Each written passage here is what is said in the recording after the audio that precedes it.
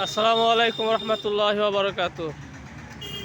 সম্মানিত দর্শকবৃন্দু, আজকে অনেক ব্যস্ততার পর অনেকদিন পর আপনাদের সামনে প্রশ্ন উত্তর পর্বে আলোচনা হচ্ছে। সেটা হলো যে খুব জরুরি একটা গুরুত্বপূর্ণ বিষয় মাসালা। সেটা হলো এটা অনেক বড় বড় লোকেদের মধ্যে হয়ে থাকে। আমাকে আরেক লোকও জিজ্ঞাসা করছিলেন।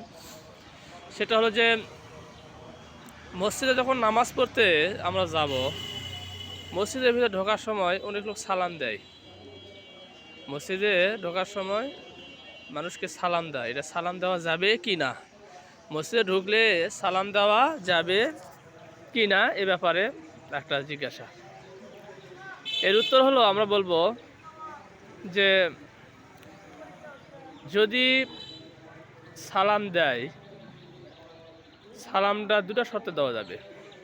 একটা হলো যদি অন্যান্য মুসল্লিদের, অর্থাৎ যাকে সালাম দেবে তাকে যদি তার মুখামুখি হয়, মানে তার চেহারার সামনাসামনি আছে, একবার আমভাবে ব্যাপকভাবে ঢালাওভাবে সালাম নয়, মানে একজন লোক সম্মানের লোক বা যাই হোক মুসলমান লোক তার সামনাসামনি হচ্ছে, তার সালাম দিতে চাচ্ছে, এরকম যদি হয়, আর এই সালাম দেওয়ার সময় যদি অন্য কারো ক্ষতি না হয়, অন্য কোনো মুসল্লি নামাজের মধ্যে যদি ক্ষতি না হয়, কোনো কষ্ট না হয়, তাহলে নিম্ন সুরে মানে নিচু আওয়াজে সামনাসামনি হয়ে তার সালাম দিতে পারবে।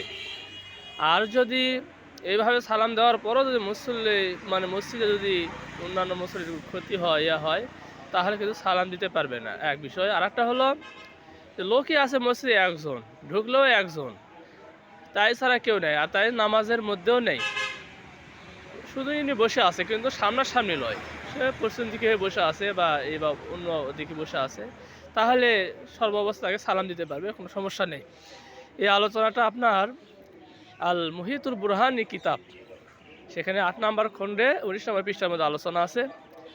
এছাড়া আপনাদের ফতুয়া বিভাগের কিতাব রুদ্দুল মুহতার, ফতুয়া বিভাগের কিতাব রুদ্দুল মুহতারের 1 নম্বর খণ্ডের মধ্যে 616 নম্বর পৃষ্ঠার মধ্যে আলোচনা আছে যে নিম্ন সুরে এবং সামনাসামনি হলে সালাম দিতে পারবে, অন্যথায় অন্যদের যদি নামাজের ক্ষতি হয়, বিঘ্নতা ঘটে, তাহলে কী করতে পারবে না? সালাম দিতে পারবে না। আল্লাহ পাক রব্বুল আলামিন আমাদের সকলকে এই প্রশ্ন উত্তর বোঝার তৌফিক দান করুক, এর উপর আমল করার তৌফিক দান করুক। আসসালামু আলাইকুম ওয়া রাহমাতুল্লাহি ওয়া বারাকাতুহু।